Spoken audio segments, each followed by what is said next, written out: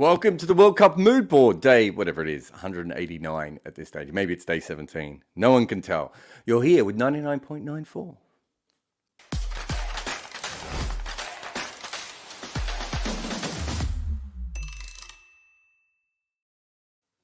Well, I've been calling Bangladesh the grit and grind team.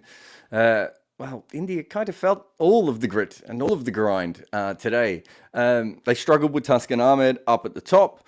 And then the IPL bowlers took over at times throughout the middle of the innings as well. And India never really quite went into nitro the way that they wanted to, even though they did attack some of the other bowlers. But Bangladesh just played to their strengths, the grit and grind kind of things that they do well.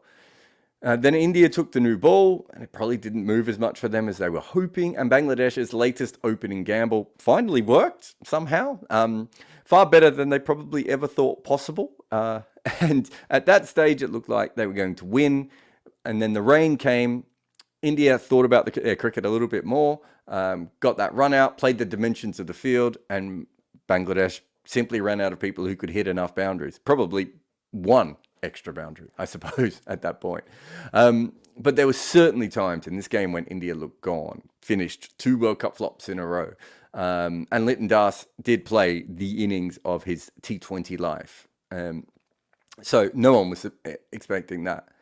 And even then, it felt like the innings was over, but Bangladesh didn't go away after Das was run out. They nagged and dragged themselves back into this contest, finding boundaries almost every time that India were on top. India was stretched, drowned, hit, and ultimately still go through. You'll pick out of this what you want as a fan of India, I think. This team has now been in 3 absolute dogfights, and they've come out on top in 2 of those. So you could say they're the team that's very good in close games. You can also say that India probably hasn't fully clicked yet, although they have played some good cricket and they're a little bit patchy at times throughout games. I think that's also fair. You could also say that they've won 2 close games and lost 1 close game. They could easily have won all 3 or lost all 3. That's how close T20 games actually go. And maybe the other way of looking at it is that Bangladesh maybe had one of the best games of T20 cricket they have played at a major event, and India still managed to get by them. So I think there's something in that for everyone, you know. Just take what you want. But the most important thing for India is they got the result. All right, let's move on to Rahul. The other day, I looked up his entire international career because so many people have been asking questions about him and everything that sort of pertains to his success. The big sort of narrative at the moment is that he can't make runs against the best teams. And I was like, oh, okay, well, if that's the case, it'd be very easy to look at his international record and you'll be able to sift through this. Sorry, I've only shown half the teams that he's played against here. But when you actually do look at this record, he made big scores in all 3 formats, at home and away, against some of the best teams in international cricket and some of the worst at times as well. So if it is quite obvious that Rahul is a much better player than anything else. And in fact, the other fact about him specifically is, there's the full one. Thanks, Mukunda. But it's quite clear that he has made top runs against all sorts of teams in all sorts of formats, in all sorts of conditions, all around the world. And also, I Googled who has scored the most runs in the IPL in the last 5 years, and it turns out he's made 500 runs more than anyone else. Again, the best T20 competition on the planet. I don't know what he needs to do. I thought he was really good today, obviously. He made 50 from 30. And also, because he attacked... I'm not saying he attacked from the start, but because he started attacking earlier than Virat Kohli did, he allowed for the fact that Kohli was batting a little bit slowly. I think Kohli was around 30 from 30 or something at one stage, and Rahul made his 50 from 30 balls, and I thought that was really handy. Of course, as good an innings as that was, and he certainly should have got player of the match because of his innings, but also because of what he did next. So shall we now have a look at the run-out? When it has been raining in Australia, the first thing I notice here is that Litton is running on the pitch, which you do not do when it has been raining in Australia. I've said this over and over again. When it gets wet on those hard wickets, it is almost impossible to run on them, even before the grass starts to collate around your spikes. Anyway, I'm not actually sure if he does slip or if he trips. And I heard later on Ravi Shastri describe it as a trip, so I'm going to assume from the footage we have, it looks like a trip as well. Either way, shouldn't have been running on the pitch. But the great moment here, of course, is what Rahul does. He has to run around onto his right arm. The ball's actually on his left side. He has to pick it up and then throw it from 50-odd meters, aiming at 1.5 stumps. He's got to get to it quickly, he's got to release it quickly, and then he's still got to be accurate. This is a remarkable piece of fielding. You could argue that Litton might have continued to struggle to strike the way he had after the rain break, especially because he'd hurt his wrist. But this just changed the direction of the game. 20 minutes more of Litton hitting, and maybe there would have been enough for Bangladesh to get home at the end. It was an undoubtedly great piece of fielding. The chase, the pickup, and then the throw. And to do it in the wet, that's just adding an unnecessary degree of difficulty. Yeah, absolutely brilliant effort there. I think it was also, I probably could have talked about this in the video, but there was also a graceful aspect to it, as in, you know, he wasn't sliding around or whatever. He just, all of his energy was put into getting to the ball as quickly as possible and releasing the ball as quickly as possible. Then the fact that it hit the stumps is, you know, the bonus, I suppose, at that point. Anyway, let's move on to Virat Kohli. We've now seen Virat play 3 catch-up anchoring innings in this World Cup. The tournament has fallen beautifully into his skills, and clearly he's seeing the ball incredibly well also. But regardless of that, you can see he has a very clear plan when it comes to T20 World Cups. So this is the this is from CricViz. So Freddie Wild, I think, put this one up online. And you can see in his first 10 balls, he's going to about run a ball. He doesn't really up that much, but he just ups it a little bit as he goes. And it's really once he gets past 40 balls when he really starts to score quite quickly. I feel like of all the graphs I put up, this is almost the most obvious one, but this isn't really how other T20 players' curves really go. Players usually plateau around the sort of 25 to 30 ball mark when it comes to strike rate. It's very rare to continually go up, especially this dramatically. Like this is completely intentional, and someone absolutely in control of what he does as a player as much as anything else. Now, the problem, of course, comes in if he's dismissed, especially in the first 20 balls when his strike rate is not particularly high. And even if he's dismissed between the 20 and 30 ball mark, again, if that had happened today, even if you look further on today, when he got to the 40 ball mark, he was 51 runs. He hit 2 straight boundaries. It's very possible that, especially the straight drive he hit, which was beautiful, it's very possible, especially on a ground like Adelaide Oval, he finds long off or long on playing that particular shot. And then suddenly he's taken up a lot of boundaries. So far in this tournament, that hasn't been a problem because he has been able to get to the end and catch up when he's needed to. I'd say that today he got them a nice total, but I think with what we saw with Bangladesh at the end, it wasn't unassailable. However, at the halfway point, they probably were pretty comfortable with that. In fact, that might explain some of the reason that India came out a little bit without, completely firing. They thought there was very little chance of Bangladesh making that. And if you look at Bangladesh's batting so far in this tournament, I think that's probably quite fair as well. I do think it's interesting the way that he's been going, that he goes about it, though, in the World Cups, and how didactic he is with this. I'm just going to keep ramping up, rather than when he's on top actually doing that. This innings, though, he wasn't quite as in control as he has been, certainly of some of the other innings. If you have a look at the highlights, you'll see what I mean.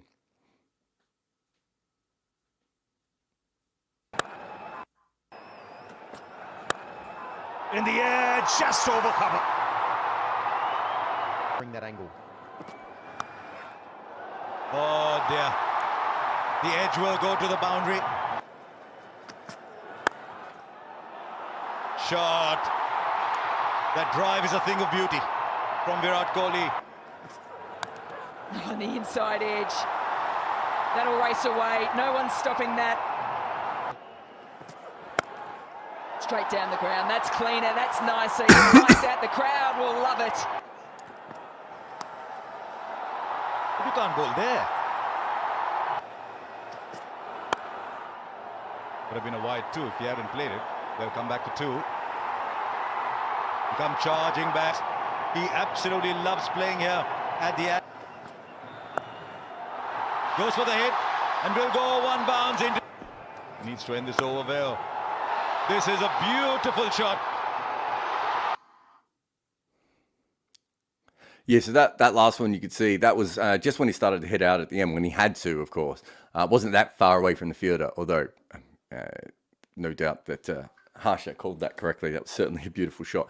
But you do see a lot of edges early on in that innings, and you certainly get the idea that he wasn't that in control. So can he match the sort of seeing the ball as well as he has been all the tournament through, with scoring slightly higher at the start? Does he want to? I think these are valid questions. They got away with it today, but it'd be really interesting to see if they had lost that game. He got player of the match, as I said. I don't really understand why, but there were certainly two better performances. You might see in my videos, I almost never mention the player of the match award. It's because it's utter nonsense, right? You have some games where 5 players are absolutely incredible, and other games where it's like, oh no, we've got to give it to someone. And it's completely arbitrary. And I find it really interesting that people use it to value players. Come on now.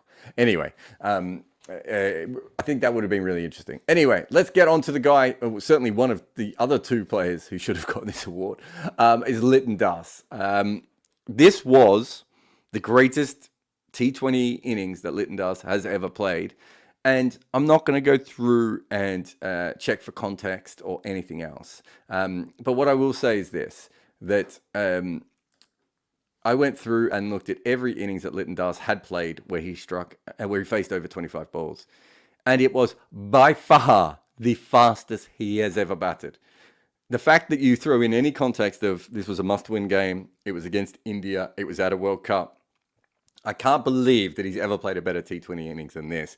And it's not even that there are that many others that have been particularly close. This was just an absolutely exceptional innings by him that almost comes from nowhere. It really is something special. Now, as we know, as avid viewers of my channel and me, who made the video, know, I gave him the Most Improved Player award in Test match cricket. And I'll just show you a little bit of that just to show how brilliant he's been at Test cricket over the last couple of years as well.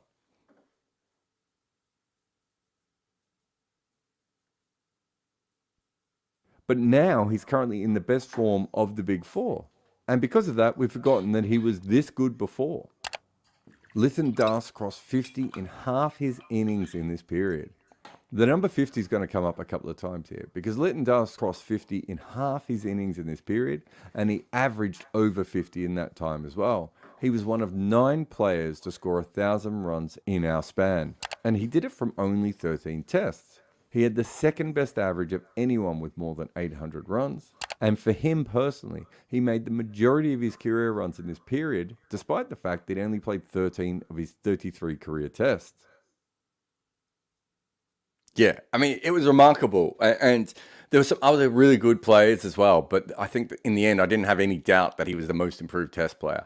Now, if you ask me if he's the most improved T20 player, he's not even close.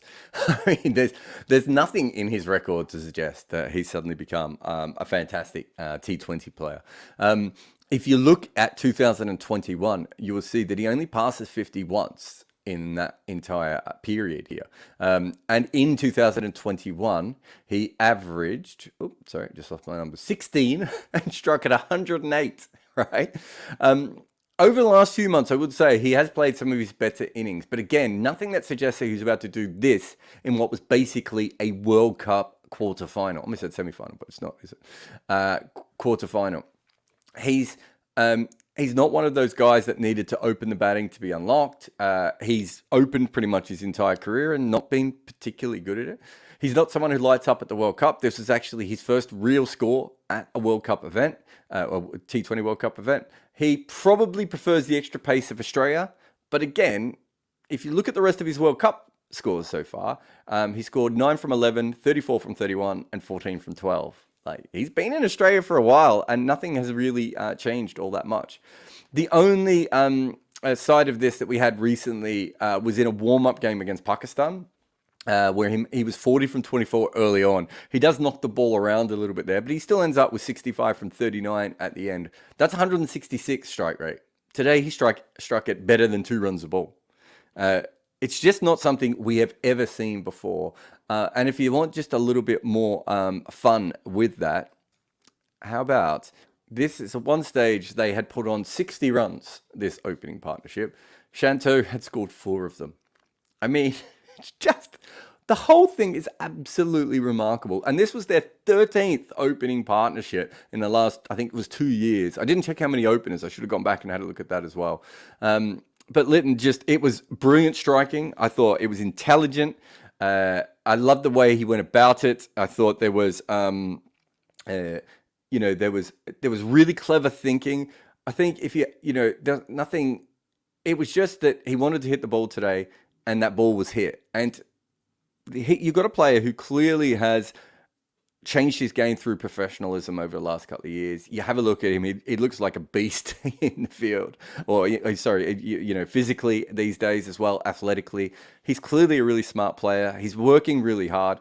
These are the kinds of cricketers you want to be good. So the fact that he had a great day, I think that's just brilliant for him and for Bangladesh cricket as well. Sadly, the only thing that could stop him was, as it turned out, it basically rained on him twice. It rained on him once literally, and then it rained on him figuratively when KL Rahul managed to run him out in the wet after that little slip up on the run. But absolutely masterful innings, brilliant from him. I'll try and do a proper video looking at it further on in the tournament, but it was just an absolutely great moment for him, and I love it when players like him get better. Let's go talking about players like him getting better. Let's go into Taskin Ahmed. They opened up the bowling with him today, and he had 3 slips. And although we've only got 2 slips in place there, I see, but he did. He had 3 slips in place, and just what a tournament he has had so far, and he completely earned those. And so here's just some of the highlights of him, and I'll chat about it at the end. Width again, he decides to go after it. There's a catch on, and it's... Have it all to do. Taskin ball quite quickly at the start of the game.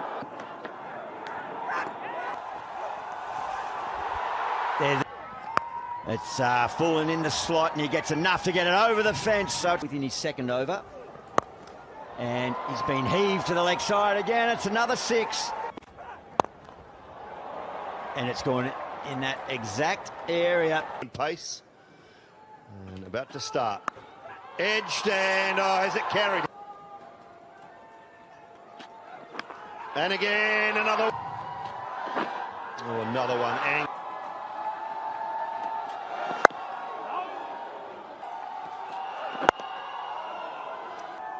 go again. Wrapped on the pad. Did it?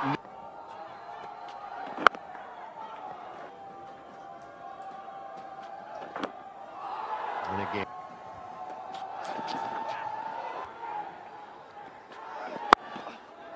Goes down to third, deep third, takes the catch. It's the cry. 2 fielders converging. One says. I think what you see when you look at those entire highlights is he's got a lot of pace, but he's also been moving the ball around. And I think that it's that combination that Bangladesh has probably been always looking at. It kind of reminds me of what happened to Shannon Gabriel, who used to be very fast and very scary, but bowled dead straight. And then the ability to get a little bit of movement suddenly turned him from, an unusable bowler really into world class. Taskin Ahmed isn't there quite at the moment, but he really has had a great World Cup. He went for 2 runs in his first 2 overs today. And I think also Bangladesh are leaning into his strengths a little bit more. Today they bowled all of his overs up front. Yes, that left Mustafiza and the other 2 seamers with slightly more work to do than they would have liked. But I actually think that Taskin's full worth to Bangladesh at the moment is probably bowling at the start. And I might not have given him the 7th over just because that's obviously a bit of a throwaway over in these games. But they kept him at the same end. He was bowling well, and they were looking for a wicket. And if he had made one, it probably would have made a bigger difference in the game at that point as well. I just thought he bowled exceptionally well those first couple of overs, and we've seen him in some of the other games. The Dutch game, completely changing. I think the stat I came up with in another game is he's taken a wicket off the first, second, and third balls of the innings so far. I think that's right, unless he bowled in a second over, and I'm forgetting it, but. He's had a really, really good World Cup. And I love the fact that Shakib backed him against India and had those 3 slips in as well. Let's just get on to Bangladesh. So there was an image of a father and his kid dressed in a full tiger onesie at the end of the game. And they were clearly in tears. And when you work at this job as long as I have, I'll be honest, you usually kind of ignore that sort of thing. But something about this really spoke to me. And I think it was partly that the family had gone out and bought these tiger onesies to wear as a group, right? And then the adults and the kids both got involved. And they probably did all that knowing that when they went to that game that Bangladesh would lose. And then perhaps they had some high hopes when Taskin was bowling early on, but when the wickets didn't really fall and India still ended up with a good score, they were there to support their team and to have a great night. And then when Litton Dust starts to hit that ball everywhere, right, that probably changes. And they, for a period of time, all the way through the rain break, they're probably sitting there going, well, we're in front if it continues to rain. And if not, we're still in front of this game, and we've still got Litton Dust out there absolutely smoking them.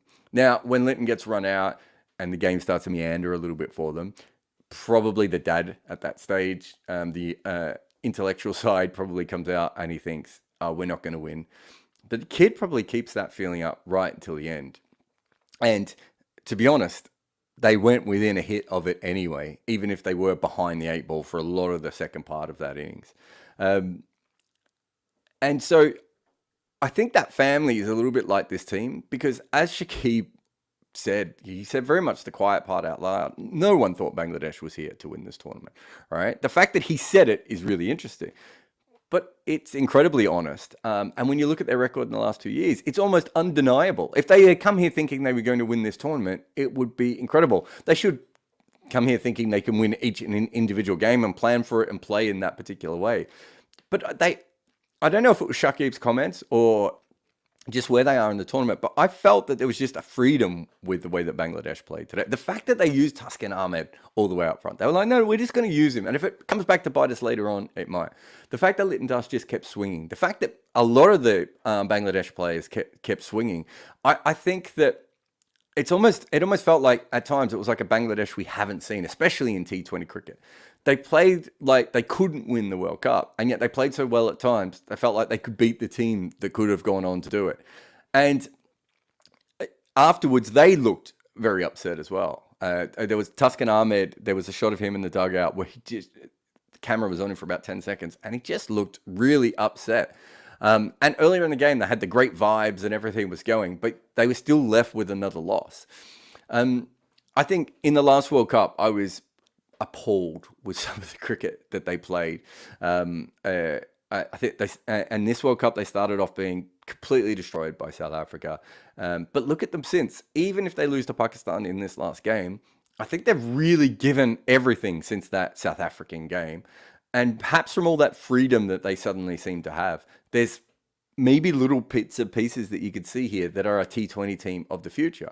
Although, as we saw specifically, it is the hope that kills you in the end.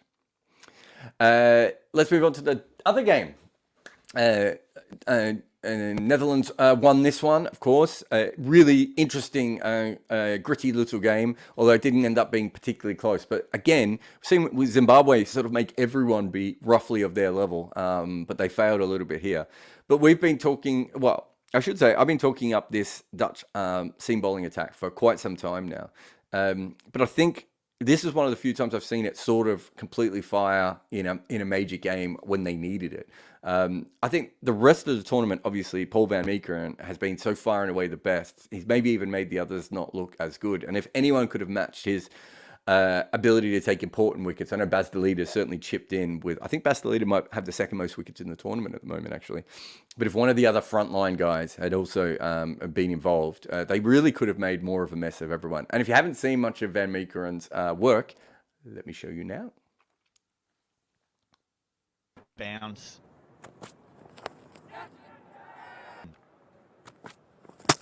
Bowled in. With the way swing, then comes back.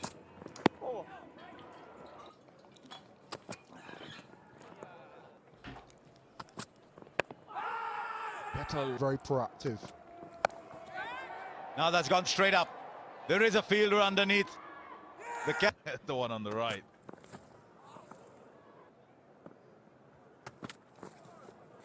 Bit fuller. Bowled him. Oh,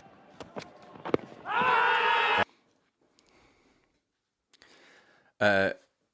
And just a reminder as well that Van Meekeren, these are the figures from today, but just a reminder as well that Van Meekeren's still averaging under 20 with the ball and going at less than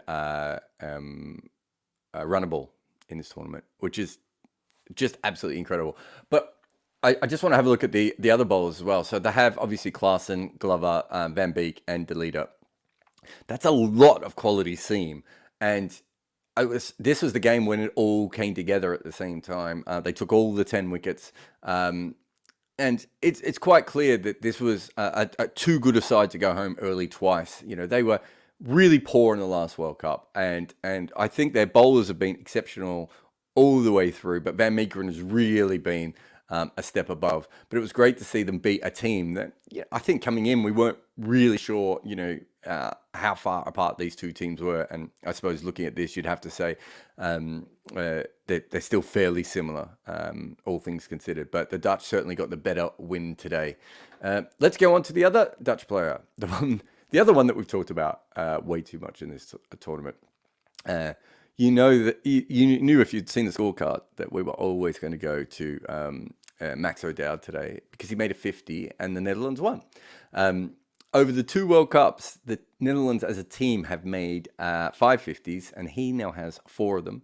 And he was the leading run scorer in the tournament today until Virat Kohli went past him. But you might say, well, they played a few extra games and because of the earlier round, and that's completely great. It's still incredible though to have a Dutch player and not even one of their stars completely on this list at all. So let's just give him something else. This is the last 2 World Cups combined. Now, Netherlands only played 3 games in the last World Cup, if you look at someone like Nasanka, who's up the top there, he's obviously played a lot more. And there's a few different players on this list who've played more games or fewer games than him. But even so, who would have thought that Max O'Dowd was suddenly going to be on a list like this? It's absolutely... He's just had a brilliant 2 World Cups. He's... a player who's been in and around the professional game for a long time. We talked about it early in the tournament. His father was a professional cricketer. He grew up in New Zealand and in the Netherlands, played some cricket in underage cricket in the Netherlands. He's played second 11 cricket at times in the UK. He's bounced around a couple of first-class teams in England and a couple of first-class teams in New Zealand without ever really making it. And then he comes to these World Cups, and he's just absolutely incredible. In fact, he did another great thing as well. He also tweeted this picture of Bandreddi having breakfast the day after he got hit in the face. But I think from our perspective, it's quite clear the Dutch have struggled for runs. They ended up with their top 3 today was Tom Cooper and Stefan Myburgh. So Stefan Myburgh's about 100 years old, probably in his last World Cup. Another very valuable player for Dutch cricket over that time. But they did that because their young players hadn't really come through in the way that they wanted them to, and the way that they probably hoped. But O'Dowd is the player in that top 3 who stood up twice for them, and he's been their best batter. And so because of that, we have triple thawed him. This is the 3rd time we have made an image of Max O'Dowd with Thor. He gets our first ever triple Thor crown. But just a brilliant tournament from him, and he certainly deserves everything, all the good things that people have been saying about him so far. Let's get on to Sikandar Raza, because why not? I feel there's just a lot of this show has been and I mean the entire World Cup mood board from day one has been Virat Kohli, Sikandar Raza, Paul van Meekeren, Max O'Dowd. Trying to think of someone else who's come up about 40 times as well. But anyway, back to Sikandar Raza. So I found this. I've said everything I really need to say about Sikandar Raza, but he was really good again today. He's the only batter that turned up for Zimbabwe. And he's what do you say? He's just making runs for them consistently. So let's have a look at this. This is the Cricinfo impact metrics that they have. So this one is the most impactful batter. You see Kusal Mendes at the top. You see Max O'Dowd number 2, and then you see Sikandar Raza at number 3. No mistake. This this is overall impact. This is not impact per game. But even so, Sikandar Raza on this list. That's pretty cool, right? Should we go over and look at the bowlers? Let's have a look. Blessing, Musrambani, and Sikandar Raza again. Now, for those of you who don't know, he was a former part-timer. I would say part-time plus is the way I probably would have said it. And an off-spinner. Who expects him to be up on this list? Absolutely. And also, just because we're there now, important to mention that Paul van Meekeren and Taskin Ahmed, who we talked about earlier. Oh, Taskin Ahmed. I've talked about him about 5 times in this tournament too. Anyway. So, top of the batting, top of the bowling. They also have an MVP one. So, obviously, he's quite high up on this one as well. He's number 1. And if you have a look here, he's got 500 points. Paul van Meekeren, who's number 2 for his bowling and also a couple of sixes that he's hit in this tournament, is almost 200 points behind him of total impact in this tournament. That just tells you how incredible Sikandar Raza has been. They were 20 for 3 when he came in today. He smacked 40 off 24 balls. Sadly, that was the only knock they had. I think only Sean Williams made double figures for them outside of that. And Sean Williams didn't score a strike rate of 166. Sikandar only had the 1 over today, but it went for 6 runs. I think for Zimbabwe to have a truly magical tournament, I think they needed to win this match after what happened with the Bangladesh game. But in and of himself, there's absolutely no doubt that Sikandar Raza has achieved a golden-winged unicorn level in this World Cup. He's been absolutely incredible. We couldn't Photoshop a golden-winged unicorn, so instead we just put his head on Superman, because he has. I mean, I'm not sure Superman's the best person. It's sort of more like a Ben Affleck Batman, isn't it? Late career, just when you're on your way out. Very Frank Miller Batman type situation going on with Sikandar Raza. That one's for the comic book nerds, really, and no one else. But a huge tournament from him. And again, just a big impact on Zimbabwe, even if they lost that game. And just to finish up on Zimbabwe, when your best batter is 36, there is a Superman again. When your best batter is 36 and is a number 5, it's a really, really a bad situation to be in. And before this tournament, I thought they'd struggle to make over 150 at this level. Sadly, actually, they managed it in the first game against Ireland, and then since then they have really, really struggled. If you look at this, this was before the last game, so you can actually see that Bangladesh have a very low batting average. As well, runs per wicket. But Zimbabwe really struggled to make any runs in this tournament. And also, they've been striking at 108, which was far slower than Bangladesh as well. And that was after 7 games, so it's a good sample size. And also without Raza in that. And with Raza, I should say, who's propped them up. And I can show you how much he's propped them up. When you have a look at, this is on the left. This is what the team has done. They have averaged around about, I'm trying to remember that is, about 13.5 runs per wicket, if you take Sikandar Raza out of it. And they're striking at almost exactly a run a ball. I think they've made 634 runs from 633 balls, if you don't count him. Whereas, obviously, he's been averaging the mid-20s, and he's been striking very, very well in this tournament as well. So, look, he's been exceptional, and I think they will be a little bit disappointed to lose that game today. But Netherlands, I suppose, had to click for one particular game. But that's all we've got for the written part of the show. But afterwards, we'll get to your comments. So if you've got any, line them up. Oh, well, not your comments, your questions. Don't put any comments in. It's really hard to read comments.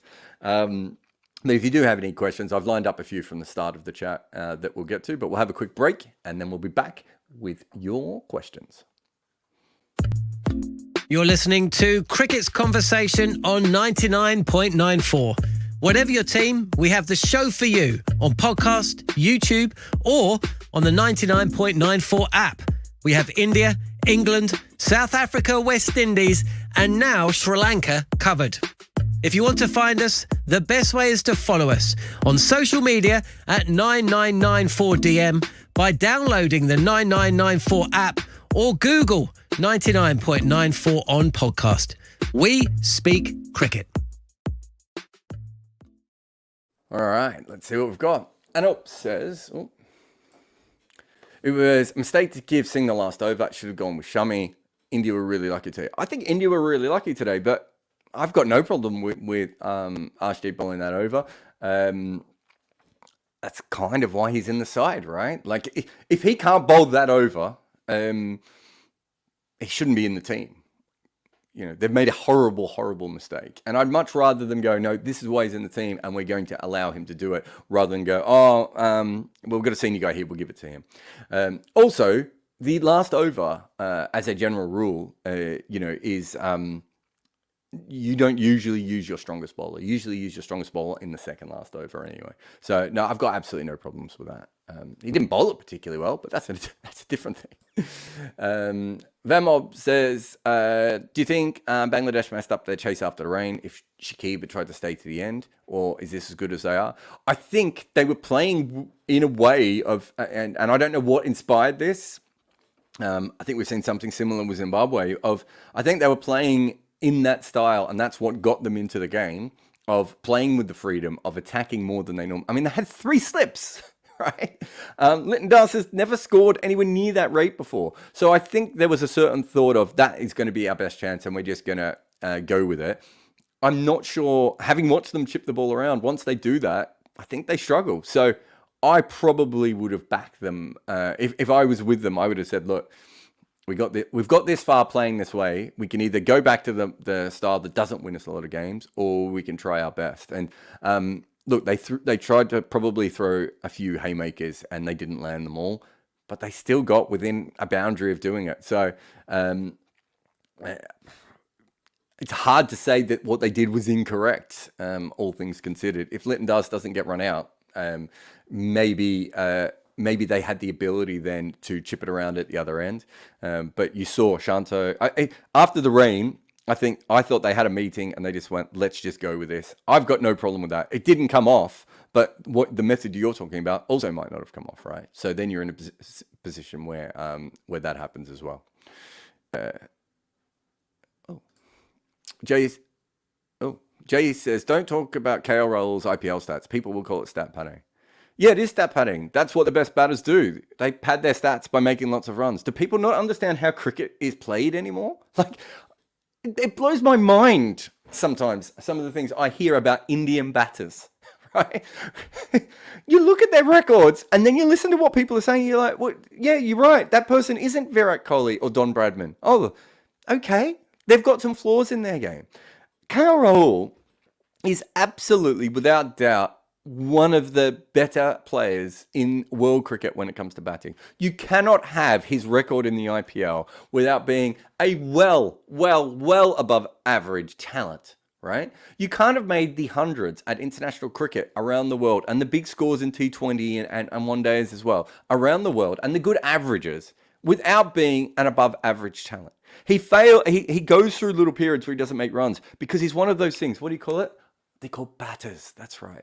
That's what happens, especially in T20 cricket. You do go through periods where 3 and 4 and 5, and sometimes even 6 innings in a row, you don't make any runs. That is a fairly natural pattern of T20 cricket, right? And I feel like every time anyone doesn't make runs, I can't remember who it was, but at the start of this series when Sky failed in his first game, I was asked about him. should he continue to play this way? Look at his record. You back it, right? And you see Stephen Fleming.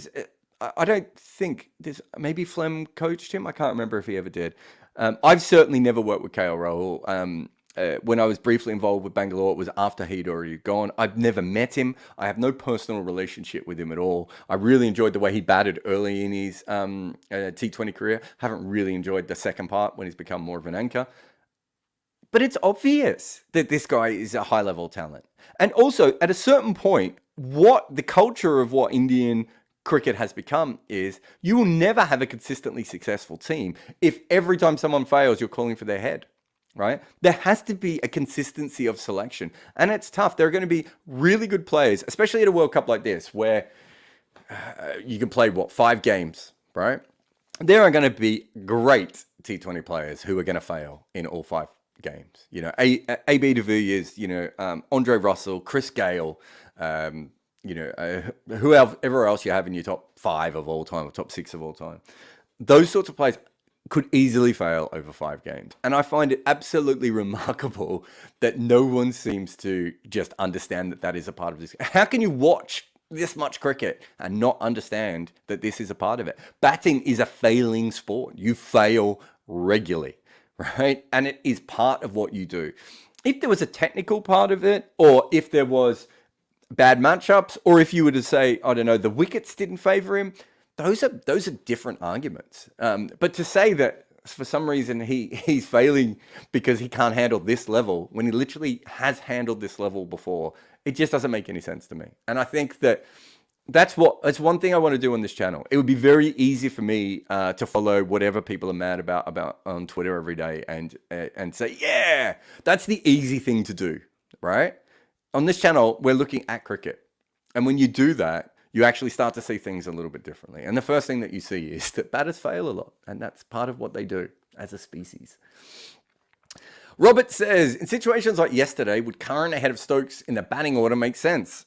Or would this be too difficult politically? I don't think it would be difficult politically. I think Stokes would be okay with that. I think that they're still trying to work out what Stokes' best fit is in that side. And they probably wanted to see if he had the ability to make a dent in that part of the game. Maybe he doesn't. I kind of think with Stokes, you really want him in their first 10 overs if he's going to bat. He just doesn't seem to be able to get his head around that second 10 overs as much, despite the fact that, there's nothing from a technical standpoint that would say he wouldn't be able to do it. But he does seem to struggle a little bit more from that. But no, I don't think that was a problem. I think it was more to do with they were just like, well, it's Ben Stokes. We've got him. Let's send him up and see if it works. Also, Curran's had some good innings, but Curran's a very limited batter. And so, there might be, there's elements of, Moeen goes up the order. Moeen's not particularly that limited as a player. Moeen's a first-class professional batter, right? Whereas Sam Curran is not. And I remember doing some analysis on his batting a couple of years ago for TalkSport. And you look at it and you're just like, look, I can see why it works sometimes, but there's a lot of holes within that. And so Ben Stokes is not particularly on that level. So you throw him up.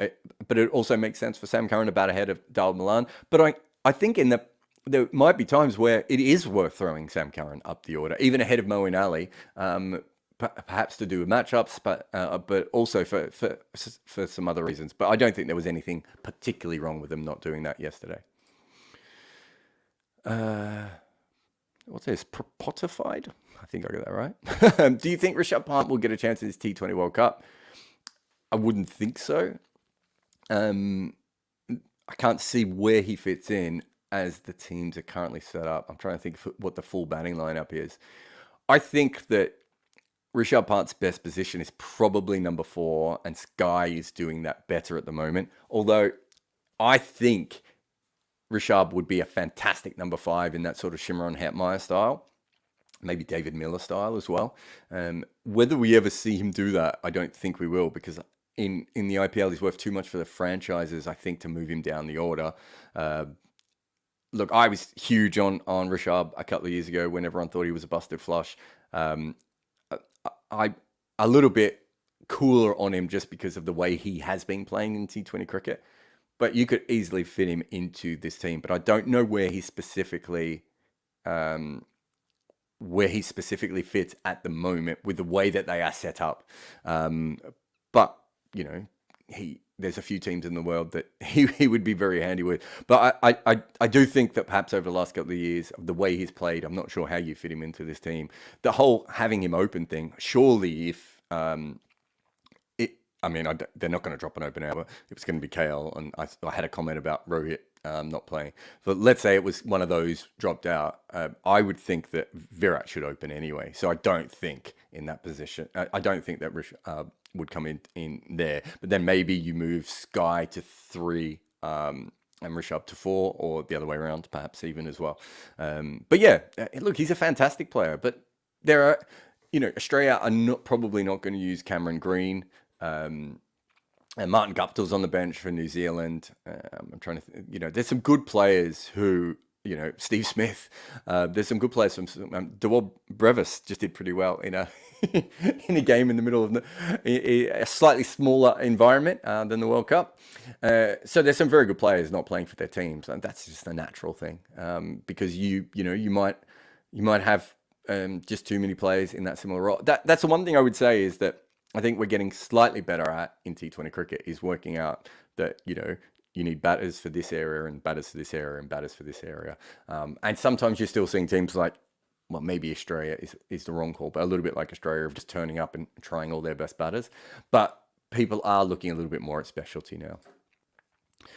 Imad says, who do you think is the better T20 team between India and South Africa currently?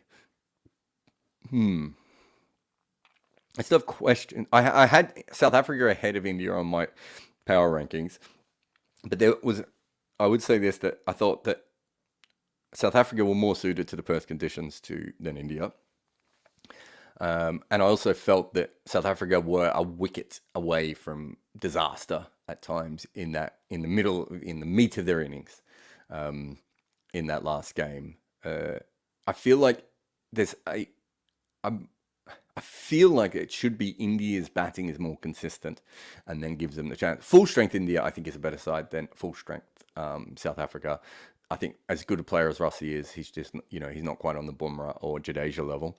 So I think full strength India right at the moment and in this tournament, I think that there's a lot of things that have come together for South Africa. But my biggest concern is that game where they lose a couple of early wickets, the middle order does what it does, and then they have a shock run out and someone, tries to hit their first boundary, hits it straight up in the air. That is kind of my concern with that team at the moment. As the way it is constructed, it just doesn't feel as settled.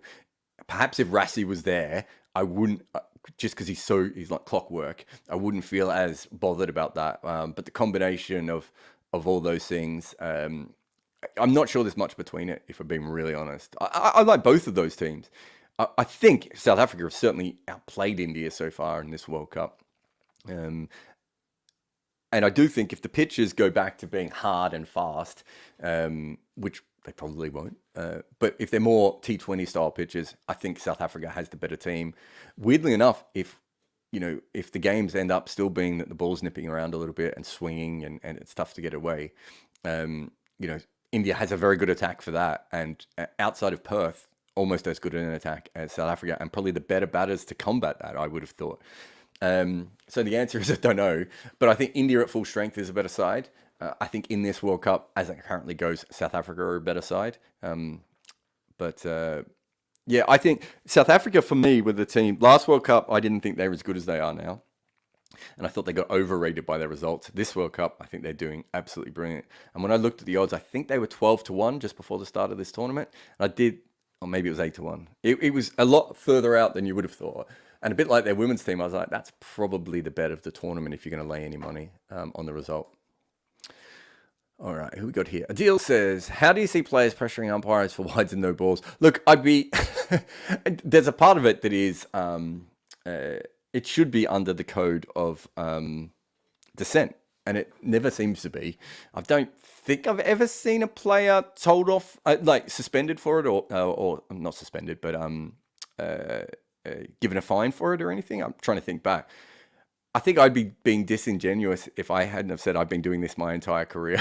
Every time I've played as a club cricketer, working the umpires is part of the game. I think, when Virat Kohli does something, it obviously gets a lot more. It's very few players who don't do this. I think he's been a bit more just demonstrative, and we saw Shakib come over in that moment, and we saw it in the last game against not the last game, but the game against Pakistan as well. If you're going to come down on it, it's a bit like the celeb appeal and Stuart Broad. At a certain point, if you're going to come down on it, you have to come down on it consistently, and they don't seem to have done it with the celeb appeal, and they don't seem to be doing it with this. So the game seems to not have a problem with it. As a commentator, when I'm actually commentating in games, it's actually a lovely bit of colour to be able to call. So I have no problem with it, but I can understand that others might. But yeah, it's at a certain point, if they don't crack down on it, is it not just going to be a bit silly? Like especially, it is clearly a form of dissent. It's just not dissent at being dismissed, right? It's not dissent at a form of dismissal, but it is a form of dissent if you don't get that decision going your way and you remonstrate afterwards.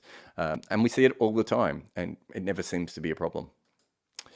Neil says, how have Sam Curran and Arshdeep become so effective without having traditional T20 bowling skills? Well, they do have traditional T20 bowling skills because they're both left arm. So from that perspective, Neil, they have a huge advantage over 88% of the population. It's for those, I've done a lot of work on this. You can probably find tons of it on the channel. But one thing is, it's very hard to bowl left arm quick unless you are a left-handed person. So in that particular way, you can be a left arm finger spinner without being left-handed in real life, and you can obviously be a batter without being left-handed in real life. In fact, there's a very good argument to say that we stand on the wrong side of the bat anyway, but that's for another time. So in that way, I do think that they do have that traditional skill. They're also there's one thing that has happened over the last little time. So the original thing was just that left armers could swing the ball up front, and then because of the angle at the end, it was harder to line them up. And you face, all the way up until professional cricket, you face about 60 to 70% of the deliveries that you ever face as right arm seam. And then as you get to professional cricket, it starts to get to more to 50% of right arm seam, and then 15% at most of left arm seam. So if you're spent your whole life lining up against a right-hander, so you do have a huge advantage. I think where these two are quite good, and both of them are very smart cricketers, and you can see there was one of the overs today that Arshdeep bowled where I was just like as an analyst, I was like, I think he should bowl this ball here. And as an analyst, I think he should, and he nailed that over and over again. He obviously struggled towards the end. He gets revolutions on the ball, which both of them, because they bowl their cutter, it does spin away from the right-handers. But I do think they're both fairly accurate, and they're both very good at double bluffing. I'm not sure either of them quite get enough revolutions to be consistently successful all the time. As in, they don't have one of those, I suppose, like a Dwayne Bravo ability to get so much dip on the ball, Harshal Patel, or Nathan Ellis, not Xavier Doherty. Those sorts of guys get incredible amount of revolution. So even when they have periods where they don't get as much, they should still be dangerous. But I think that Curran and Arshdeep certainly do that. On top of all that, if you look at what Arshdeep can do, he's quite accurate. He's got the left arm. He gets revolutions on the ball. He also now has the ability to swing the ball both ways. And he has probably a surprising bouncer. And Sam Curran probably is another one with that. Sam Curran can swing the ball. He can also bowl the wobble ball. He gets good revolutions on his standard cutter delivery, but he also has the ability to hit a lot of holes in opposition techniques. And I think with him specifically, he does have a very smart, natural cricket brain where, he's obviously given a lot of good information beforehand, but he also comes up with things as well. So I think he's a fantastic bowler from that perspective. All right, what have we got left? Actually, why don't I just get Muku to get a quick break, and I will mop up any last questions in the room, and then we'll all go about with our lives. So Muku, play the music. If you love the language of cricket and want more, then head over to the 99.94 app and you can hear all of our podcasts and cricket commentary. We're adding new shows all the time and covering cricket series from all over the world. Be the first to hear all of our announcements by following us on social media at 9994DM. Welcome to Cricket's Conversation. All right, let's see what we've got left. Adib says, why didn't Bangladesh play Litton as an opener until this match? He's clearly the only one that can attack during the power play, which they desperately need. They have played him as an opener. In fact, in T20 cricket, I didn't put this into the thing, but if I do a video on it, I'm pretty sure he's opened somewhere around 75% of his life, and he averages in the mid-20s and strikes at 120 odd. He's done it plenty of time. They've tried everyone opening the batting, but they've tried him a lot. He's done it in BPL teams. I think he might have opened in the CPL at one stage as well. He's just never been that good before. Now, he is clearly improving his game right across the board. As I said, professionalism. He's a very smart cricketer. Also, he might be just one of those players who's just, I think it's possible they pushed him into the side a little bit too soon, and he's working out who he is as a player at the international level. And that we see that with players quite often from the non-major teams. So outside of you always have about 5 or 6 teams who can bat, right? In international cricket. Outside of that, you might have a couple of teams who are just struggling a little bit, and so they are pushing ahead players who are not quite at that level. And instead of getting picked at, Adam Voges' age or Mike Hussey's age, or Rassie van der Dussen's age, right? These players quite often get picked when they're 21, when they haven't done much in first-class cricket, when they're trying to prove themselves. They get to international cricket. International cricket's completely different. You play against the same sides over and over again, so teams work you out much faster than they do in domestic cricket. And so the whole thing sort of changes around. And then you've got this talent that everyone knows is talented and doesn't do anything. And so I've completely forgotten his name. But, you have a look at the Sri Lankan player who just made all the runs of recent times, who, for years was pushed and pushed and pushed, finally gets to his peak batting year age. And he's a professional and he knows what he wants in life and he goes out and does it.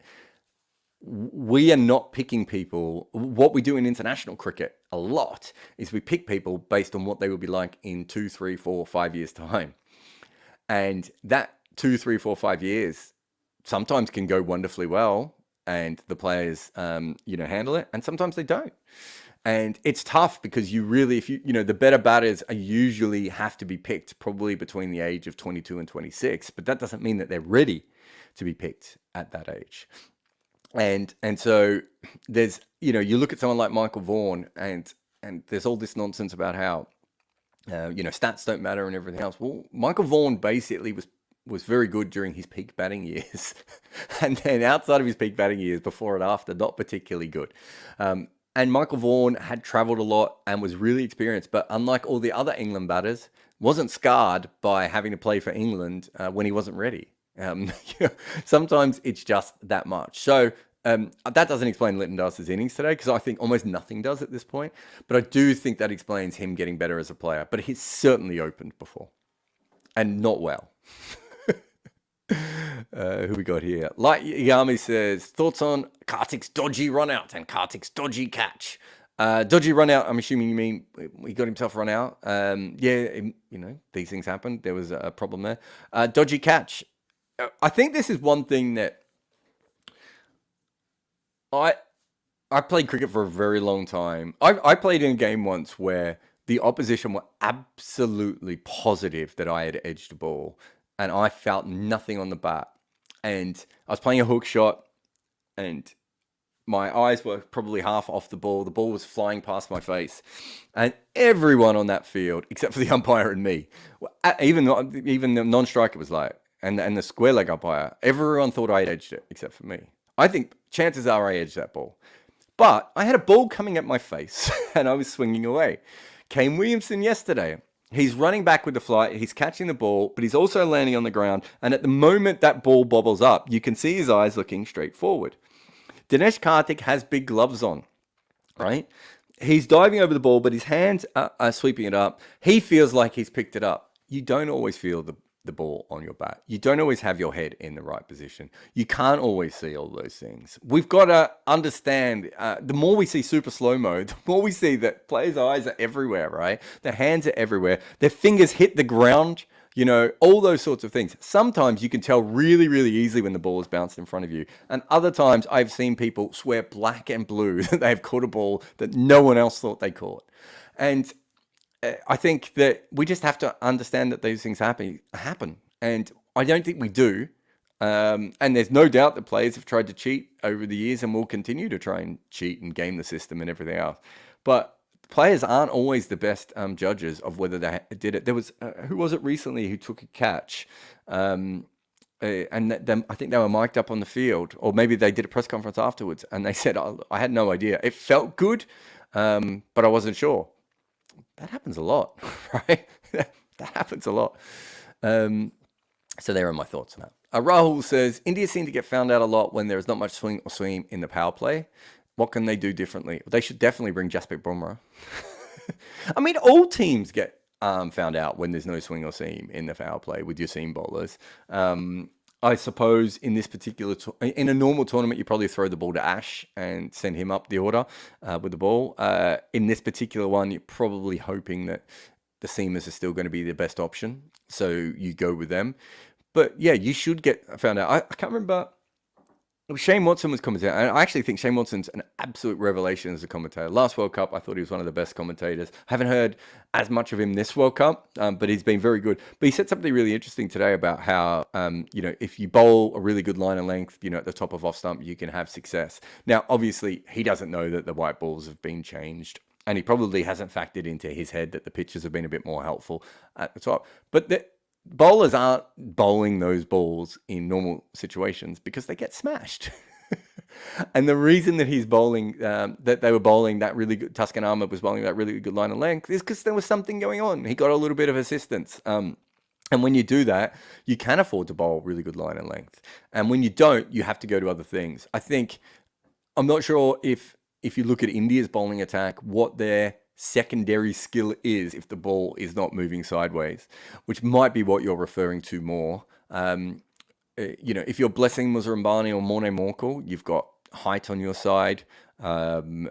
Everyone else, you've just got to be really accurate, or you've got to bowl very well to the flaws of the batter.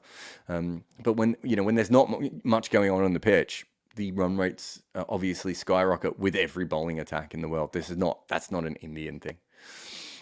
Seshan Ali says, why India's team always favoured ICC events by umpires when it comes to crunch moments when India can lose? I've been asked this question forever. Are they?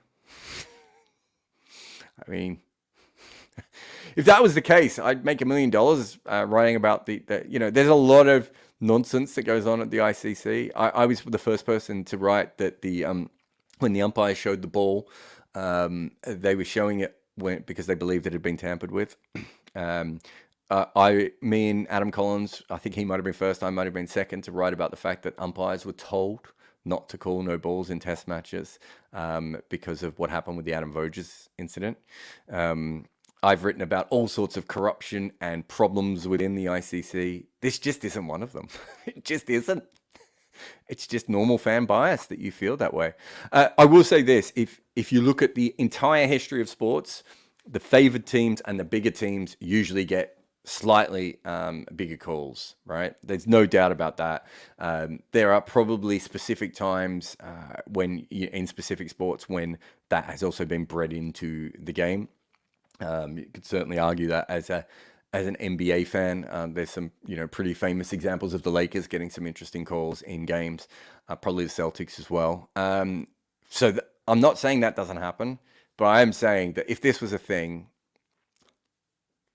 like there was a wide call today that I think the Bangladeshis are really upset about. You see the replay; it wasn't a wide, right? It was the correct call was made. I thought there was a no ball call that was incorrect, but you could also see again why the umpire had called it. The rest of the game, I don't know. I didn't see it, but then again, I'm not looking for it. most of the time when people complain about umpires, they're just talking about their own bias rather than anything else. Everything I saw in the game today seemed fine to me. I mean, when I say fine, I mean, in any game, there are going to be decisions that go towards one team or the other. And I remember in that Pakistan game when there was the waist-high full toss that wasn't called. So that was called. And I can't remember what it was, but there was another call earlier on that was a clear mistake that was in the favor of... there was the other half. So you had the waist-high full toss, and then before that, you had the run-out when it was hard to tell if the gloves or the ball would hit the stumps first and everything else. I thought the ball would hit the stumps first, but I still probably wouldn't have given it out just based on the fact that it was almost impossible to tell. And with that no ball, I thought that ball was probably too low if you did it properly and you looked at Virat Kohli standing at full height. But if you just looked at that frame from side on, I think you probably would have given it as a no ball automatically. So you've got one call going for them and one call going against them. Do you know what I mean? Those sorts of things happen over and over again in cricket games. And what happens is we're looking for things when things aren't there. Trust me, there's enough nonsense that goes on at the ICC, and you can follow more, my writing especially, but also this channel to talk about it. Just don't think this is one of them. All right, what else we got? Sandeep says, how is it appealing for a wide or a no ball different to appealing for a wicket? Well, this is easy. You don't appeal for wides. You have to appeal for a dismissal. So that's why it's different. The wides are there to be given completely by the umpires, or the no balls, as you've also pointed out. They're completely to be given by the umpires. If you don't appeal for it, the umpire will still give it. If you don't appeal for an LBW, it will not be given. In the laws of the game, you have to appeal for a dismissal, and there is absolutely nothing in the laws of the game or the playing conditions that say you should ever be appealing for wides or no balls. So they are, one's an apple and one's a cheesecake from that perspective. I'll just see if there's anything else right at the end, but a great thread for, great questions again today, everyone. Thank you so much. I'll just see if there's anything else.